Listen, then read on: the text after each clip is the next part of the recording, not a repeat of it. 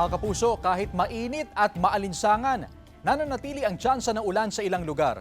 Patuloy kasi ang pag-iral ng frontal system lalo na sa Hilagang Luzon at easterlies naman sa natitirang bahagi ng bansa.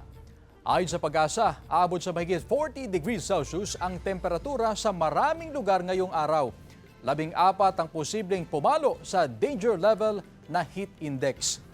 Pero maglalabas pa ang Pag-asa ng datos sa mga susunod na oras kung ano ang mga naitalang pinakamataas sa temperatura ngayong Martes Santo.